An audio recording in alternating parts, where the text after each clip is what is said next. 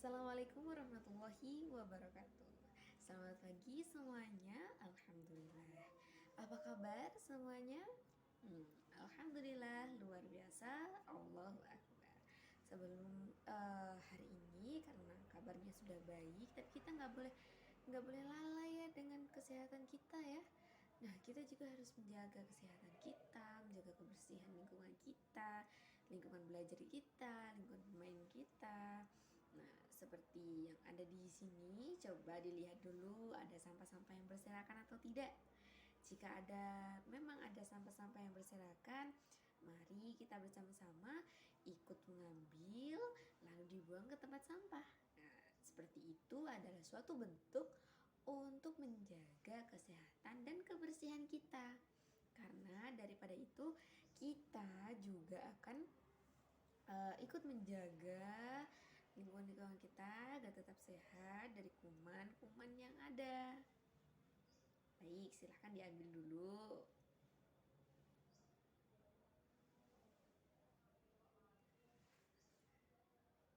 Oke, sampahnya sudah tidak ada ya, sudah diambil.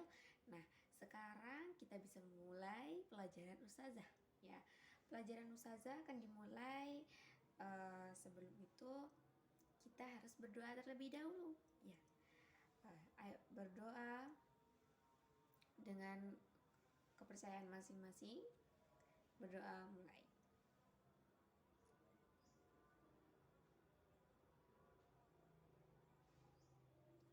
Berdoa selesai. Alhamdulillah. Kita sudah berdoa ya, seperti yang mana disunahkan oleh Nabi. Sebelum memulai suatu pembelajaran, sebelum memulai suatu apapun, kita harus berdoa terlebih dahulu. Baik, silakan membaca Asmaul Husnanya.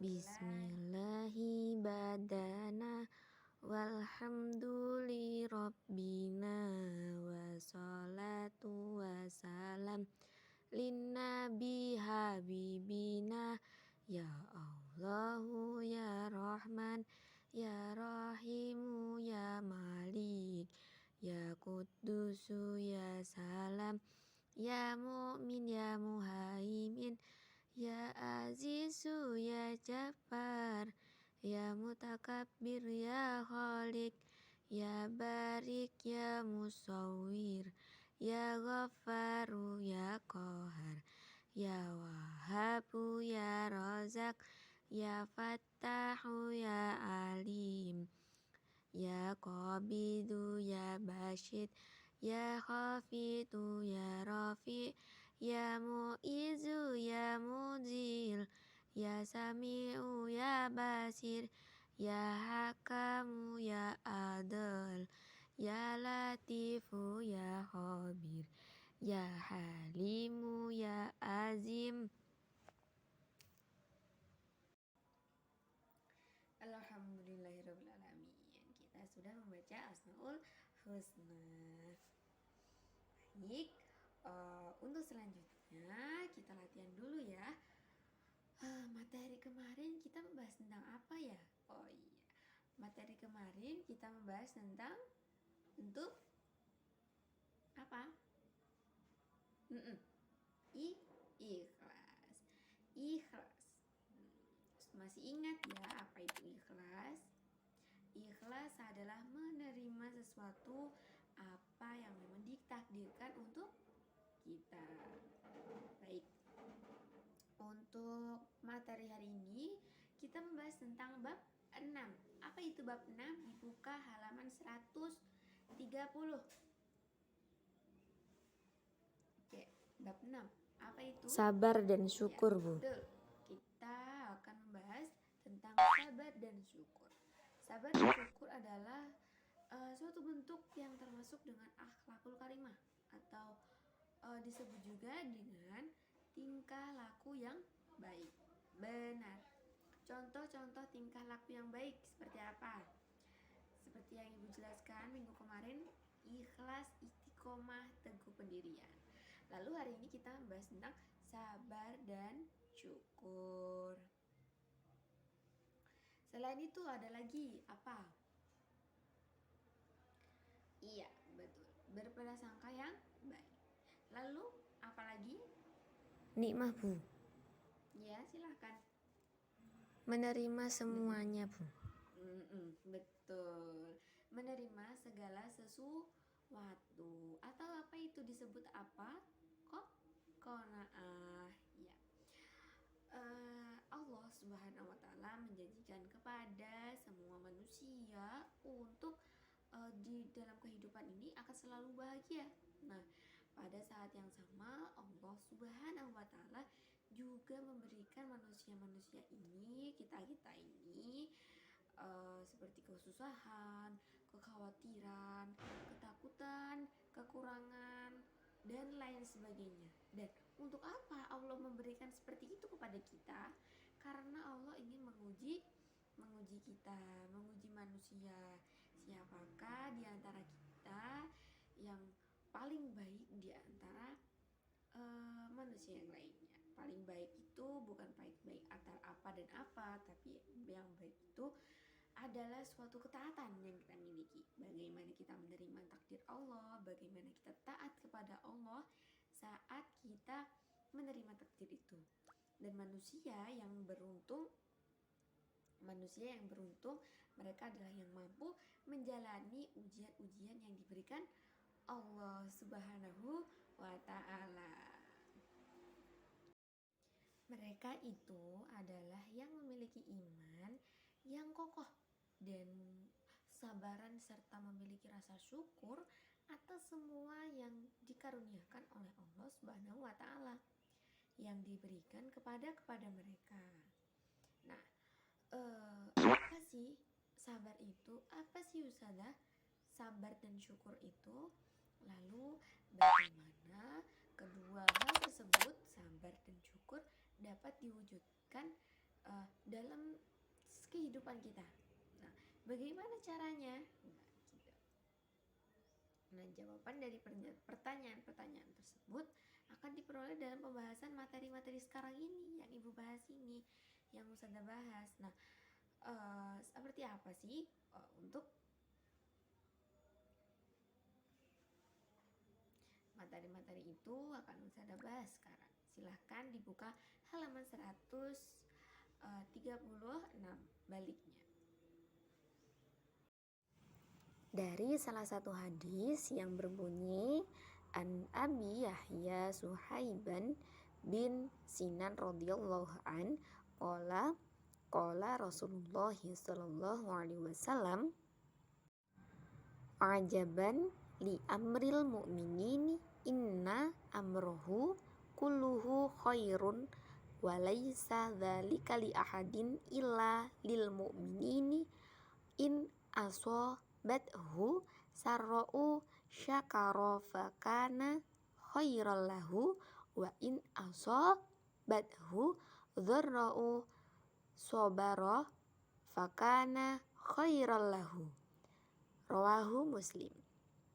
Yang artinya dari Abu Yahya Suhaibin bin Sinan radhiyallahu anhu berkata, Rasulullah Shallallahu alaihi wasallam bersabda, alangkah mengagumkan keadaan orang yang beriman, karena semua keadaannya membawa kebaikan-kebaikan untuk dirinya, dan ini hanya ada pada seorang mukmin. Jika dia mendapatkan kesenangan, dia akan bersyukur,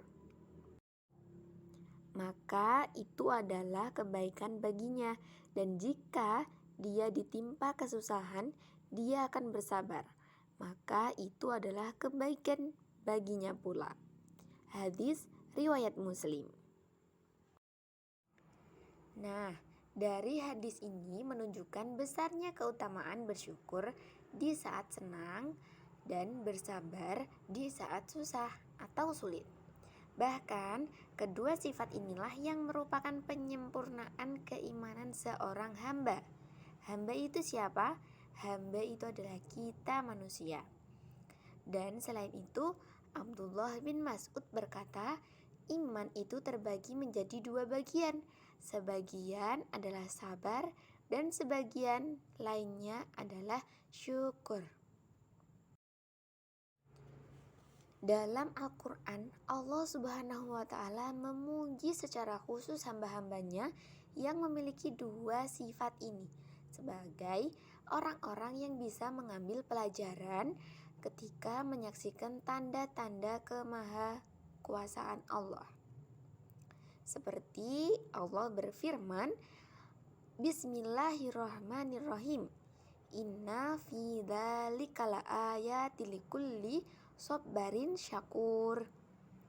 Yang artinya sesungguhnya pada yang demikian itu benar-benar terdapat tanda-tanda kemahakuasaan Allah bagi setiap orang-orang yang sangat sabar dan banyak bersyukur.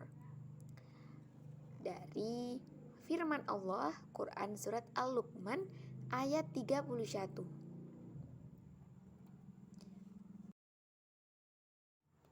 Serta dari hadis tersebut juga menjelaskan bahwa kehidupan seorang muslim seluruhnya bernilai kebaikan dan berpahala di sisi Allah Subhanahu wa Ta'ala, baik dalam kondisi yang membuatnya senang maupun kondisi yang membuatnya susah.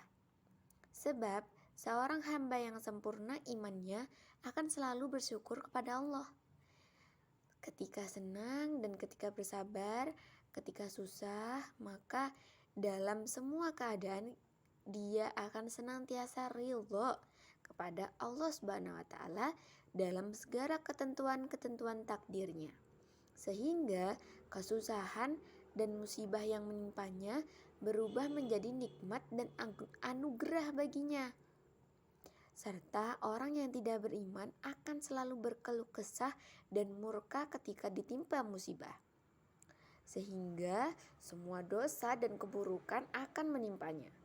Dosa di dunia karena ketidaksabaran dan ketidakridhoannya terhadap ketentuan-ketentuan takdir Allah Subhanahu wa Ta'ala, serta di akhirat akan mendapatkan siksa neraka. Selain itu, syukur itu berasal dari bahasa Arab, yakni syakara, yang artinya berterima kasih, dan bentuk masdar dari kalimat adalah syuk atau syukran, yang artinya rasa berterima kasih. Syukur ini diartikan sebagai rasa terima kasih kepada Allah Subhanahu wa Ta'ala, dan untunglah menyatakan perasaan yang lega, senang, atau yang sebagainya. Tapi adik-adik, teman-teman juga harus tahu bahwa syukur terbagi menjadi 3 bagian. Apa aja? Yang pertama, syukur dengan hati. Seperti apa itu syukur dengan hati? Syukur dengan hati adalah mengetahui bahwa nikmat-nikmat itu berasal dari Allah Subhanahu wa Ta'ala, bukan selain darinya. Jadi kita harus berpikir bahwa bersyukur itu nikmat-nikmat Allah. Kita bisa makan, kita bisa dapat uang jajan, itu berasal dari Allah. Dan syukur yang kedua adalah syukur dengan lisan. Seperti apa syukur dengan lisan? Syukur dengan lisan adalah dengan mengucapkan Alhamdulillah dan memujinya. Lalu syukur yang lainnya seperti apa? Syukur yang terakhir adalah syukur dengan jasmani. Adalah dengan tidak mempergunakan setiap anggota badan kita dalam kemaksiatan, tetapi untuk taat kepadanya. Jadi bersyukur jasmani ini seperti kita melakukan sholat. Kita bersyukur karena kita diberi sehat, lalu kita sholat dengan khusyuk. Kita bersyukur karena kita diberi kenikmatan bisa bernafas. Jadi kita bersyukur, lalu kita beribadah dengan Allah dengan sebaik mungkin. Dan termasuk juga mempergunakan apa yang diberikan oleh Allah Subhanahu wa Ta'ala berupa kenikmatan dunia untuk menambah ketaatan kepadanya, bukan untuk kebatilan. Contohnya, bila kita mendapat rezeki seperti mendapatkan uang lebih, kita bisa bersedekah kepada orang-orang yang lebih membutuhkan. Itu adalah termasuk dalam mempergunakan apa yang diberikan oleh Allah berupa kenikmatan dunia untuk menambah ketaatan dan bukan untuk kebatilan. Sabar dan syukur merupakan suatu bagian dari akhlak yang mulia yang muncul karena adanya rasa kecintaan dan keridhaan terhadap Allah Subhanahu wa Ta'ala, Sang Pemberi nikmat. Jadi, seseorang yang diberikan nikmat olehnya, walaupun sedikit, tidak mungkin akan bersyukur kalau tidak ada keridhaan di hatinya. Jadi apapun yang kita miliki, entah kita bisa bernafas, kita bisa melihat sekarang ini, kita bisa bertemu di kelas ini, itu adalah kenikmatan dari Allah. Maka kita harus selalu bersyukur. Dan orang yang mendapatkan penghasilan yang sedikit atau pas-pasan tidak akan bisa bersyukur jika tidak ada keridhaan di hatinya. Demikian pula orang yang diberi kelancaran rezeki dan harta yang sangat berlimpah dan akan terus merasa kurang dan tidak akan bersyukur jika tidak diiringi dengan keikhlasan. Maka dari itu pentingnya bersyukur dan bersabar. Bersyukur atas segala bentuk kenikmatan yang diberikan oleh Allah. Bersyukur kita bisa bertemu hari ini, bersyukur kita bisa bertemu di kelas ini, bersyukur karena Allah memberikan ilmu-ilmu yang sangat bermanfaat untuk kita. Bersyukur kita bisa sehat, bersyukur kita bisa berumur panjang hingga sekarang, dan nanti bersyukur karena segala urusan-urusan kita dipermudah oleh Allah. Itu adalah bentuk rasa syukur. Bersyukur karena kita diselamatkan dari musibah-musibah yang menimpa kita. Dan bersyukur karena kita diberikan keluarga yang baik, keluarga yang sayang dengan kita, dan itu adalah bentuk dari kenikmatan-kenikmatan Allah berupa kenikmatan dunia dan ditujukan untuk kita semua. Maka dari itulah pentingnya bersyukur. Jika kita bersyukur, maka kenikmatan-kenikmatan yang ditujukan kepada kita, kenikmatan yang berada di depan kita, kenikmatan yang kita nikmati di dunia, itu akan sangat berlimpah. Kita akan merasa sangat puas dengan kenikmatan-kenikmatan yang diberikan oleh Allah. Jika kita ikhlas, kita ridho, kita bersyukur atas semua yang diberikan kepada Allah. Selain itu, barang siapa yang menyadari adanya kenikmatan dan mengetahui bahwa Sang Pemberi nikmat adalah Allah dan lalu mengakui kenikmatan tersebut serta tunduk dan cinta kepadanya, kemudian mempergunakan kenikmatan tersebut dalam hal-hal yang dicintai oleh Allah, inilah orang-orang yang dianggap bersyukur. Maka itulah pentingnya kita bersyukur. Kita bersyukur kita bisa duduk di rumah, kita bisa berkeluarga, kita punya keluarga yang sangat baik. Bayangkan jika anak-anak di luar sana yang masih kurang memiliki kasih sayang dari keluarga-keluarga yang baik. Jadi kita harus bersyukur. Baik, jadi untuk pembelajaran hari ini, barang siapa yang menyadari adanya kenikmatan-kenikmatan dan mengetahui Sang Pemberi nikmat, lalu mengetahui kenikmatan tersebut dan tunduk serta cinta kepadanya, kepada Allah Subhanahu wa Ta'ala, maka kemudian ia mempergunakannya kenikmatan-kenikmatan tersebut dalam hal-hal yang baik yang dicintai oleh Allah Subhanahu wa Ta'ala. Dan inilah bentuk dari orang-orang yang dianggap bersyukur. Benar. Oke. Hmm, baik, ada yang bisa menjelaskan kembali apa itu sabar dan syukur? Silahkan, siapapun yang bisa angkat tangan. Ya, silakan. Ha-ha. Iya, bagus. Jadi sudah tahu semuanya ya apa itu sabar dan syukur. Nah, selain itu Ustazah juga ada sesuatu yang bagus sekali. Kita lihat bersama-sama ya.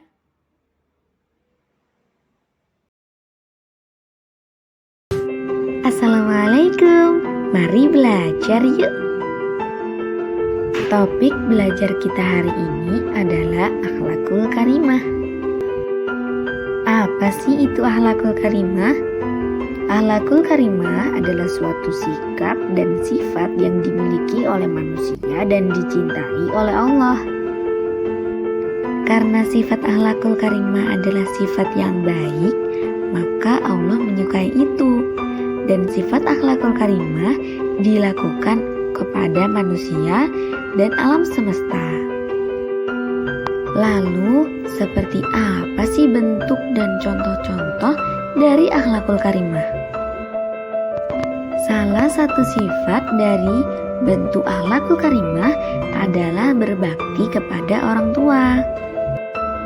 Jika kita berperilaku baik kepada orang tua kita, lalu orang tua kita senang dengan bakti kita, maka Allah juga akan memudahkan kegiatan-kegiatan kita. Di dalam Islam, berbakti kepada orang tua hukumnya adalah wajib, dan berbakti kepada orang tua itu adalah suatu sifat yang baik dan berakhlakul karimah. Sabar dan pemaaf. Salah satu sifat berakhlakul karimah adalah sabar dan pemaaf. Sabar dan pemaaf juga dimiliki oleh Rasulullah. Maka dari itu, kita sebagai muslim dan muslimah wajib untuk belajar saling memaafkan dan sabar. Karena dengan itu kita akan saling berhubungan baik antar manusia. Bersifat jujur. Bersifat jujur tidak hanya menjadi sifat yang baik, namun menjadi sifat yang terpuji. Tolong menolong. Bersifat tolong menolong tidak hanya dilakukan kepada teman sebaya, tapi juga kepada teman yang lebih muda dan lebih tua. Itu adalah beberapa contoh dari sifat akhlakul karimah. Semoga kita semua bisa menerapkan sifat-sifat akhlakul karimah. Dan semoga kita akan selalu menjadi pribadi yang baik. Sekian dulu kita belajar bareng hari ini. See you di video selanjutnya. Assalamualaikum.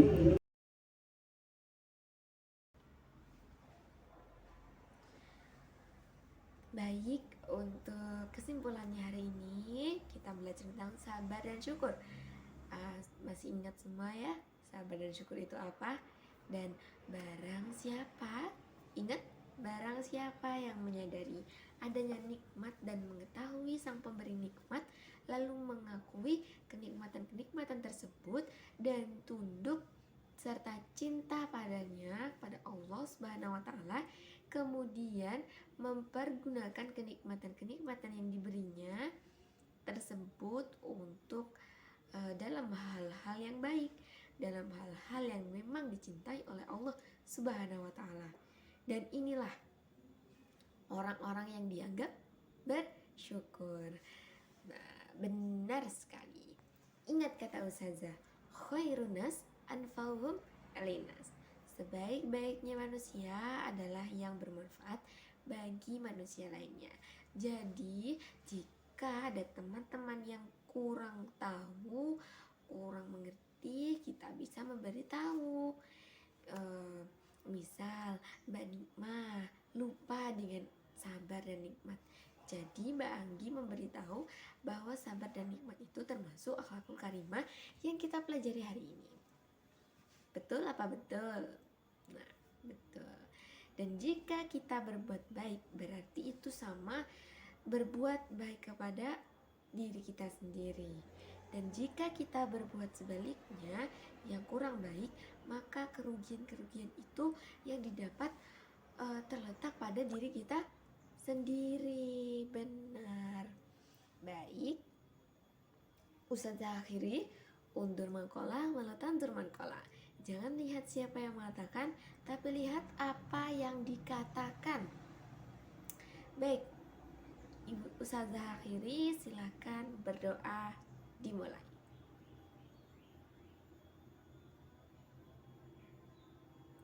Berdoa selesai. Jangan lupa dicatat dan diterapkan baik-baik dalam kehidupan kita. Ibu akhiri, wassalamualaikum warahmatullahi wabarakatuh.